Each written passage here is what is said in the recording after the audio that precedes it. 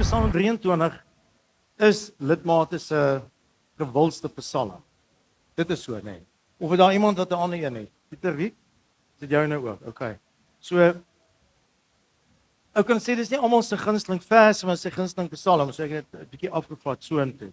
Hierdie is ook predikante se grootste vriend, wat op kort kennisgewing al ander goed moet doen, soos byvoorbeeld om begrafnis te hou. Psalm 23 werk wonderlik op 'n begrafnis. Dit is net soos, ons stap ek net die dag van doodskade week, sal nie bang wees nie. Julle moet, jy weet, dis net, dit is so, maar ook by 'n troue. As jy regtig by die groen weivelde elke keer in jou huwelik wil wees, dan moet jy maar agter die herder aanloop, wat hy jou lei. Jy weet, en as jy moeilikheid is, vra vir hom, die groot herder, maar jy weet, wie se skuld is dit hierdie, en ek weet nie, elke keer ek het vra, ek in die moeilikheid, so, maar jy weet, okay, goed, en dan, byvoorbeeld ook, as jy by 'n siekbed is, en jy moet bid, dan kom die woorde sommer net, en jy kan net Psalm 23 opsê, jy het nie niks te sê, dit is volmaak, jy sal net sê, hierdie is die crème de crêpe sê, dit is die absolute room hierdie.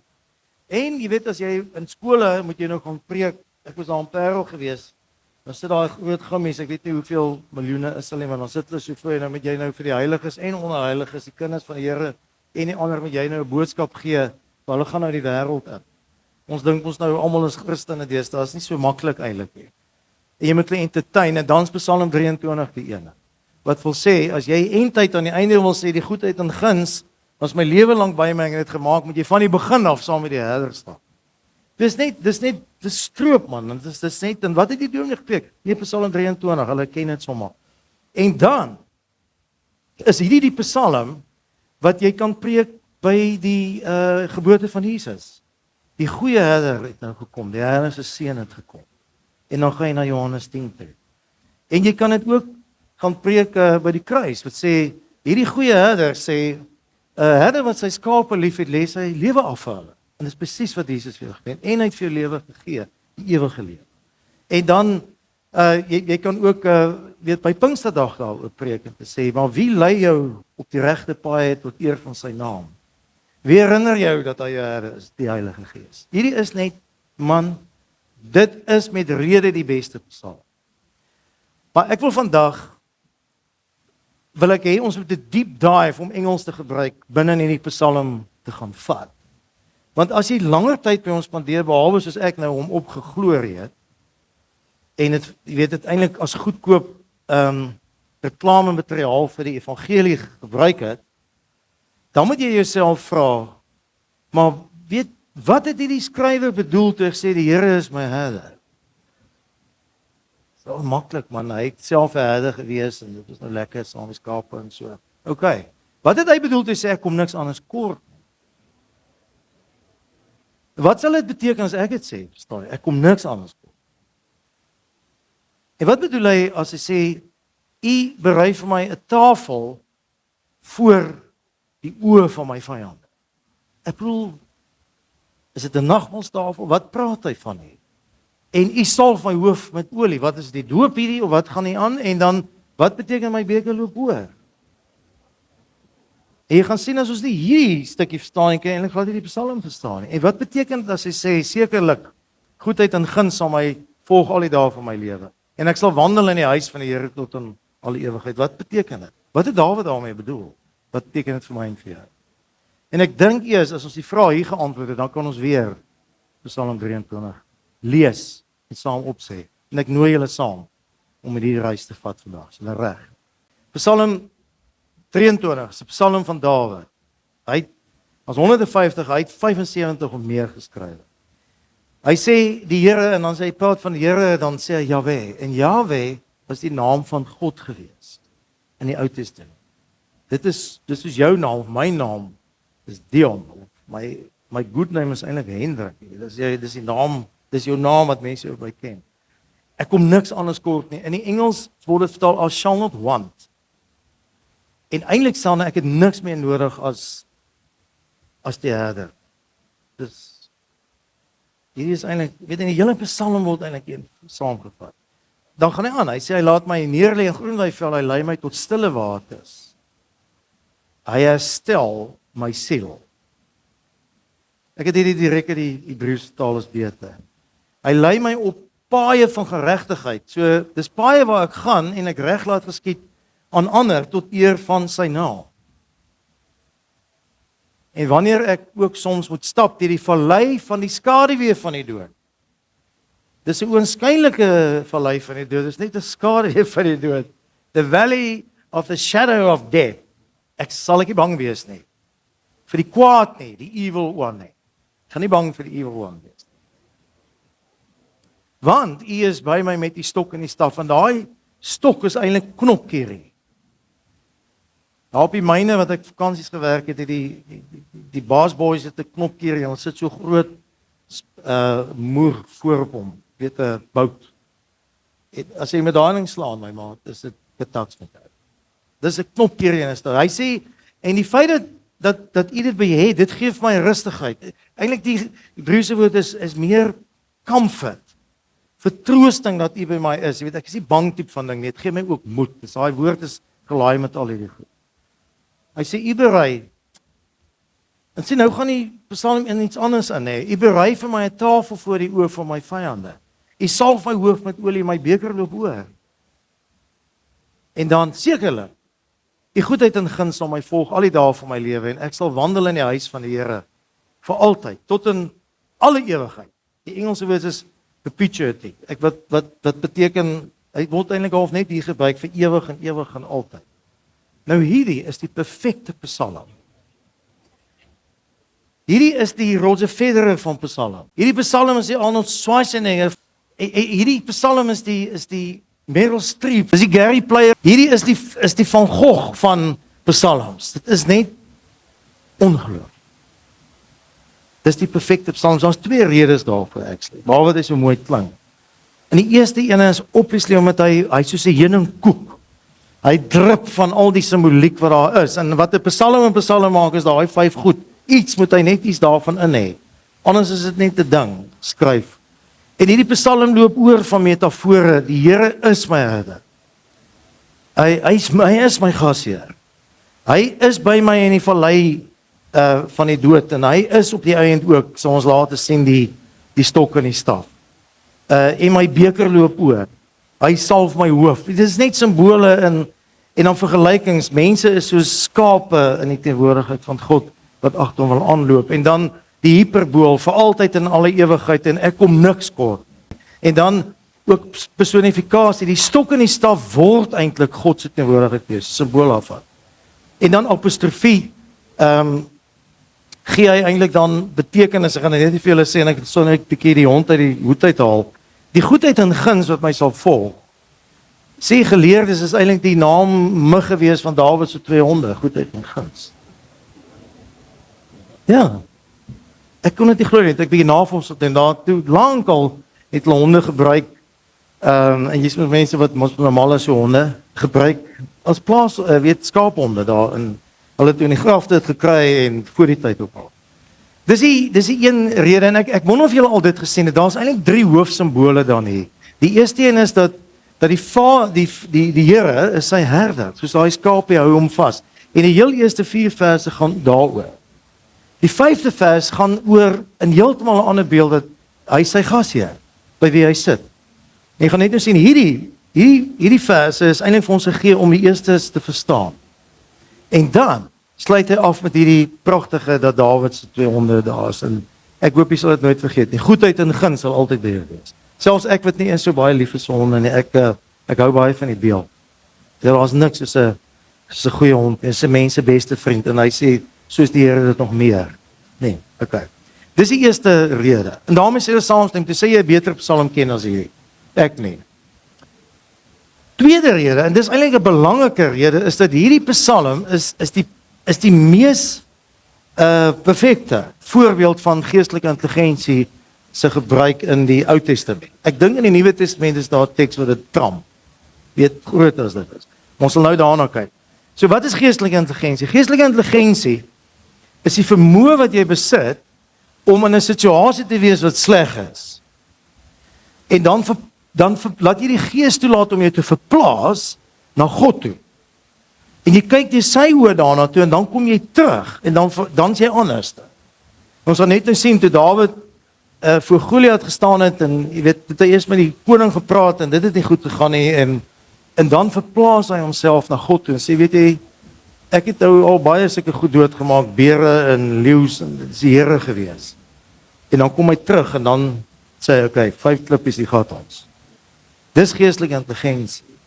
Dat jy in die omgewing, dis net ons wat dit kan doen, jy is mos baie intelligensies, maar dis intelligensies om te verplaas na God toe, te besef wie hy is, besef wie jy is en terug te kom en anders te wees. Ek wil 'n goeie voorbeeld daarvan, ek het nou in flieks gesien al, as jy nou in die vliegtuig lekker sit, cozy, baie veilig om te vlieg as om te ry, sien hier gaan die engine, brand, en jy voel hier gaan die vliegtuig oor. Wie raak jy ernstig bang, want hy hou nie op nie. Okay, en dan sê hy, die Here is my herder, ek kom niks kom. Dan is dit nie 'n sprokie of 'n aanhaling, dan is dit jou woord, die Here is genuine my herder, en al gaan ons nou dit, ek weet as hy nie gaan opgetrek kry nie, dan was hy vir my genoeg. Hy wag vir my, ek gaan saam met hom gaan, dit verplaas jy na hom toe, jy dink nie aan die vliegtuig wat val nie, jy dink net waar wag hy vir jou. Dit gaan redelik vinnig onder. En wat dan ook gebeur, terwyl jy dit sê, dan vat die Psalm jou ook na die stil waters toe. Die waters van rus, die waters van vrede, wat jy ook weet vir jou wag, aan die kant meer as hier. En dan is jou gevoel, is vrede. En dan as jy terugkyk om jou en jy sien al die mense, dan sien jy hoe verskrik is hulle, want hulle kan nie doen wat jy doen nie. Dan moet jy maar hardop begin sê, die Here is my herder, ek kom niks kort. The Lord is my shepherd, I shall not want. As jy sien hoe kom jy Christen, dan help jy hulle ook en die ander mense ook. Dit is geestelike intelligensie. Nou, al ander teksvers of gedeelte in die Bybel wat ek dink meer doen as Psalm 23 is wat? Ons Vader wat woon in die hemel, laat die naam geheilig word. Ek wil die Onse Vader gebed. As jy dit dan ook daar bid, dan voel jy hier vat God na jou hand en hier praat jy, want dit verplaas jy na hom toe. Ek dink dis as alle ander een wat daarby kom. Okay. So, ek wil hê dat ons nou vir mekaar moet vra, maar jy weet, hierdie woorde wat Dawid gebruik, wat het Dawid bedoel daarmee? Toe hy sê, die Here is my herder, ek het niks meer nodig nie. Die Here is my herder, en ek het niks meer nodig nie. Nou, ek wil vandag vir jy sê, as ou dit nie verstaan nie. Wat eintlik die agtergrond is, weet ek nie eintlik, of ons nie die taal ydel gebruik, soos die Bybel sê, as mens nie weet waar dit gaan nie. So wat is die omstandighede Dawid hierdie ding gesê? Is nie net logies daaroor dink, julle is mos nou slim. Beteken dit dat daar niks anders is, wat daar was, wat vir hom eintlik comfort kon gegee het nie. Dit moes weg gewees het. Daar is gewoonlik, hoekom sal hy by so 'n ding uitkom? Ek bly wat Dawid is. En dan die sleutel lê eintlik in die 5de vers. Hy sê, U berei vir my 'n tafel voor die oë van my vyande. En U salf my hoof met olie. En my beker loop oor, sê hy. So hierdie is die sleutel om eintlik vers 5 is die sleutel om vers 1 te verstaan. En waarvan praat hy? Want dit pas nie eintlik in die Psalm nie. Ek bedoel, hy is al besig om te sê hoe lekker dit is daar en dan skielik hier is die vyande om my en hy sit vir 'n tafel op en dan goem is hy weer terug by weet al die goedheid en gunsel net by my wees. Hierdie is soos half dit pas nie eintlik nie. Het ons maar altyd nou gesê. Hierdie verwys na hierdie prent. Dit was die hoogtepunt van Dawid se lewe, dink ek. Is die dag toe die profeet Samuel gekom het. Hy was 15 jaar oud gewees. En hom gesalf het as die koning van Israel voor sy pa en sy boeties. Want hulle was die vyande van wie hy gepraat. Hierdie was die dag dat die Here hom opgelig het bo almal. En hy het 15 jaar gevat. Hy was 30 toe hy koning geword. 15 jaar vat om koning te word.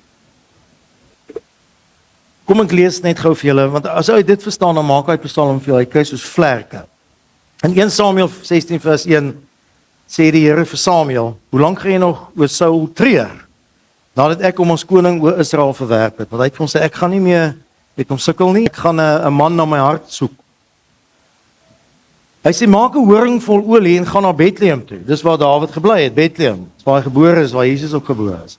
Ek stuur jou na Isaai toe, want onder sy seuns sien ek vir my 'n koning. Nou sê Samuel, hoe kan ek gaan? As Saul dit hoor, gaan hy my doodmaak. Die Here sê vir hom, neem 'n vers en sê, ek het gekom om vir die Here offer te bring as hulle jou vra. En nooi dan vir Isaai na die offer.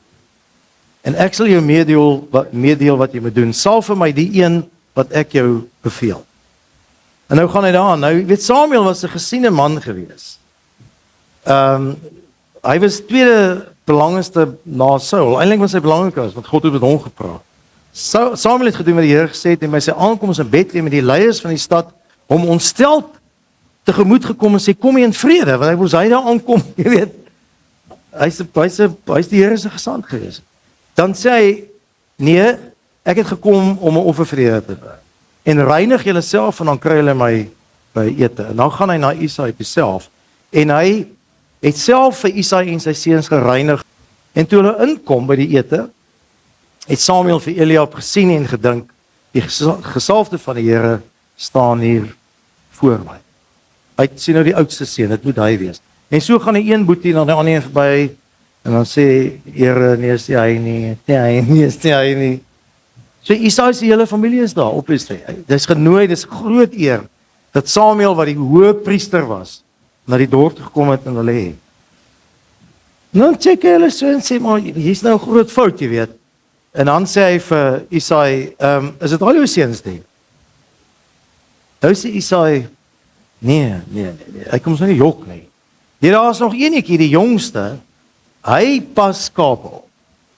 So nou moet jy vir jouself begin vra, jy weet, hoe is dit moontlik dat die Samuel, die groot priester kom daar, hy nooi hulle almal na hierdie maal toe en eintlik moet almal daar wees en hulle gaan nie vir Dawid roep wat net daar af iewers in die valleie pas hy skape op nie. Hoe is dit nou moontlik? Staan hy nie daar is. Hoekom is daar nie nog iemand by hom? Is al die vrae wat op. Dan sê Samuel, laat hom al, want ons eet nie, ek weet julle is honger, maar ons eet nie hierdie offervleis voordat hy nie hier is. Daar gaan haal vir. En Isaai het hom laat haal en hy het 'n rooi gelaaskleed gehad, ek weet nie of hy rooi hare gehad het nie. Hy het mooi oë en 'n goeie voorkoms gehad, maar hy was 15, hy was 'n jong seun. En toe sê die Here, staan op, salf hom, want dis hy. En dan Samuel het die horing met die olie gevat en hom voor sy broers gesalf staan na in Samuel. En die gees van die Here het van daardie dag af kragtig in Dawid gewerk. 'n Man na God se hart. So hierdie prent is dan wat Dawid skryf daaroor. Hy sê my oomblik van glorie, my herder, was toe my voor die oë van my vyande, my broers, gesalf het met olie en my eintlik koning gemaak het. En daai dag het my beker oorgeloop van vreugde. Want in hulle oë was ek 'n uitvaarsel gewees. Ek weet nie wie julle dit al gelees het nie, maar Dawid skryf in Psalm 27 vers 10, my vader en my moeder het my verlaat, maar die Here sal my aan. Hy skryf in Psalm 69 vers 8, omdat ek op U vertrou word ek beledig en verklein neer. Ek het vreemd geword vir my broers, my familie wil my nie meer ken nie, en omdat ek die huis lief het, moet ek ly. So wat is die storie van Dawid? Nou moet ons verder teruggaan. Dawid se pa Isaai was die seun van Obed. En Obed was die seun van Boas en Rut gewees. Nou ken julle van Naomi en Rut, daai storie. Julle het mos die Bybelstudie gedoen. Dat die interessante ding van Rut, sy was 'n Moabiet. Dit is nou waar Jordanië nou is. En op daai stadium het die wet gesê, jy kan nie met 'n Moabitiese vrou trou as jy 'n Jood is nie. Maar baie soos die moslems ook half nou. En toe Boas met Rut getrou het, die nag dat hy met haar getrou het, daai nag het hulle omgang gehad en dis nou daar uit waar Obed gebeur is, maar daai selfde nag is hy toe dood. Weet nie of hulle weet nie. So die wet het gesê jy mag nie met 'n Moabitiese vrou trou nie, maar daar was 'n mondeling so 'n einkoms.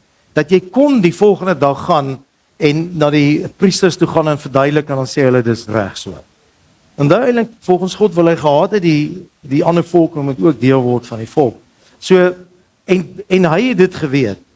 Hy wat Isaai was, het dit geweet. Was altyd vir hom 'n probleem gewees dat sy ouma eintlik 'n Moabiet was en dit nie eintlik uitgeklaar was in die gemeenskap. Hou dit vas. Tweede ding. Dawid was een van 9 kinders. Isaai het 'n eerste vrou gehad, hy het 6 seuns by die eerste vrou gehad. En toe trou hy met 'n tweede vrou en haar naam word nie in die Bybel genoem nie, maar dit word in die rabbies se geskrifte genoem. Die rabbies is die Joodse se dominees. En hierdie tweede vrou van hom het 2 dogters gehad, naam van Abigail en Zuriah. En hy het hulle aangeneem as sy eie kinders en haar naam was Nitsewet as sy vrou gevat. En hy het 'n kind by haar gehad en daai kind se naam was Dawid en dis die jongste. Maar dieselfde ding wat gebeur het met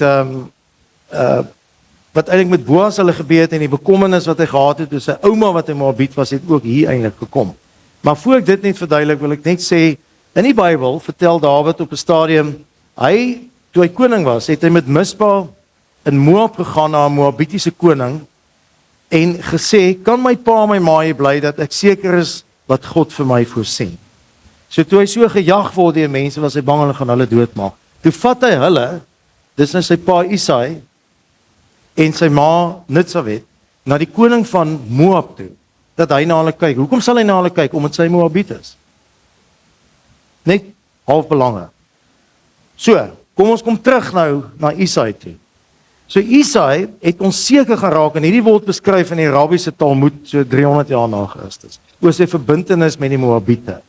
En toe skei hy voordat hy nog vir Dawid gehad het van Nitsewet. En hy wou toe maar hy nog kinders gehad het, kinders was rykdom. So toe wou hy met haar Kanaanitiese diensmeisie trou. En die nag, die diensmeisie was baie lief vir Nitsewet gewees, toe het sy en Nitsewet plekke geruil. En toe Dawid weer sien toe's Nitsewet swanger. Toe Isaai het sien, toe sê hy maar sy swanger met Dawid. En die boeties en hy was woedend geweest daar. Dit kom ons nou weet, ons lewe in die Midde-Ooste. En hulle het vir haar, vir Dawid, van Isaai gesê, hulle dink hulle moet vir beide vir Nitsewet en vir Dawid doodmaak. En toe sê Isaai, nee, ons gaan nie dit doen. Dit gaan ons plat nie doen nie. Maar sy sal in die huis bly, nie status as my vrou hê nie. Maar Dawid sal ons uitskot uit die familie uit. Hy maar in die veld gaan. Hy gaan skape oppas die res van sy lewe. Hy is nie deel van die sin. En dis wat Dawid nou hier eindig. In die veld, met niemand. Nie 'n pa ma wat vir hom lief is nie, sy ma het eintlik 'n keuse gehad nie. Hy het later mooi psalms geskrywe. Psalm 131 wat sê, ek maak my nie bekommerd oor groot dinge wat my vermoes nie. Ek is soos 'n kindjie wat by sy moeder op haar skoot rus gevind het. Maar wat doen hy hier? Hy het niemand nie. Maar hy het iemand. En dan sê hy, ons het gelees Psalm 16 vers 2, ek het vir die Here gesê, want hy het hierdie gawe gehad dat sy oë die Here kon sien. Ek behoort aan U. Daar's my niks goeds behalwe by U, het hy gesê. En in Psalm 23 dan begin hy dink hoe goed hy vir sy skape is, hy het hulle lief. Hy vat hulle in die beste plekke toe, hy kyk, hy beskerm vir hulle, en besef hy, maar soos die Vader vir my. Die Here is my herder. En die skape het niemand anders as vir my nie, en het niemand anders nodig as ek nie. Want ek is Dawid die goeie herder. Ek beskerm hulle teen leeu's en beere en allerlei goed. En ek sorg vir hulle en hy sê, ek het nie hierdie mense nodig nie. Die Here is my herder en dis my genoeg. Ek het niks meer of niemand meer nodig as hulle. Staan jy waar hy was? En die vraag vandag vir jou is, was jy al by so 'n plek in jou lewe? Dit hoef nie 'n slegte plek te wees, met 'n plek wees waar jy verstaan. Daar is net een ewige wese wat vir altyd, vir ewig in al my behoeftes kan voorsien. En dit is die Here. Die Vader, die Seun en die Heilige. Ek was al op so 'n plek. En toe ek nou daaraan terugdink, was ek eintlik al baie op so 'n plek, wat ek nie eintlik besef het nie. Obviously, as jy die dood in die oë staar, en Derek is ook vandag hier, hy kry die chemo, en ek wil Hanlie is hier, en Willie is hier, en Leanne se mense is hier, en hy's baie, dan weet jy, al die chemo kan kom en gebruik word, die vraag is, jy weet, daar's net God wat eintlik hierdie goed kan laat bewerk, jy kan gesond word. Hy kan jou ook natuurlik gesond maak. Nou Petrus, wat die leier van die kerk was, het hierdie ding nie lekker verstaan nie. Hy het ook die gediggie opgesê, die Here is my herder, kom my skoort nie. En trouwens, en toe, by die nag dat Jesus oorgelewer is, voor die toe sê hy, julle gaan my vanaand verraai, maar dan sal ek weggaan. En dan sê Petrus, van waar toe gaan jy gaan? Toe sê hy, jy kan nie saam met my seun toe gaan nie. Toe sê hy, meester, ek sal u volg. Ek sal my lewe vir u aflê, sê Petrus. Want ek is Petrus, ek het saam met u op die water geloop, ek het gesien wie hy is, jy weet. Dan sê hy van Petrus, jy weet, voor die haan vandag kraai, gaan jy my 3 keer verloor. Petrus sê net, dit kan nie wees. En wat gebeur die nag? Hy verloor vir hom, want hy raak bang. Want hy het nog nie ervaar dat die herder by hom kan wees nie. Hy het nie ervaar wat Dawid ervaar het. En dan, Jesus het 40 dae geleef, vandat hy weer opgestaan het of op aarde gewees, voordat hy ons nou opgevaar het. En net naby aan die einde, so Petrus het nou vir 40 dae met hierdie ding geleef, het maar weer gaan visvang, die Jesus nou na gesien te maak, Jesus om by mekaar. Op die strand, hy gee vir hom lekker bokkoms gebraai daar, en hy sê, kom sit gou 'n bietjie hier by my. Hy sê, Petrus, ek wil jou 'n bietjie vra, het jy my lief? Dan sê, ja, Here. Dan hy sê, nee, u weet dat ek jy lief het. U weet dit. En dan vra hy dit 3 keer vir hom. 3 keer, wat ook 3 keer verraai. Vra hy dit vir hom.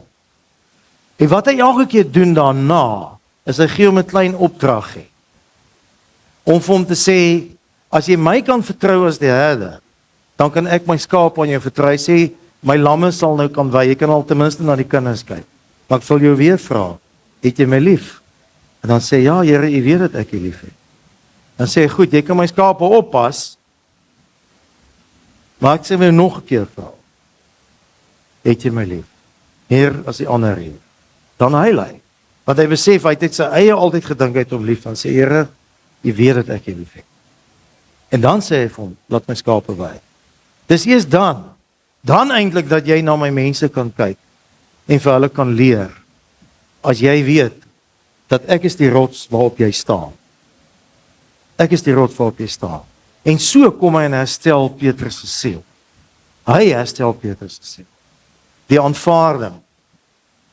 Maar dis eers wanneer Petrus die volgende geskenk van hom vat, en dit is by die uitstorting van die Heilige Gees, dat hy in staat is om kragtig op te tree, en wanneer hy dan weet, ek kan nie op my eie optree nie. En dan gaan hy, en dis omtrent 'n maand nadat Jesus, 'n bietjie meer, daai Joodse raad Jesus se dood veroordeel, en dan gaan hy, en hy gaan praat, onbevrees daar, en hy vertel vir hulle, die Here is ons herder, en hy weet, ek het niks anders nodig.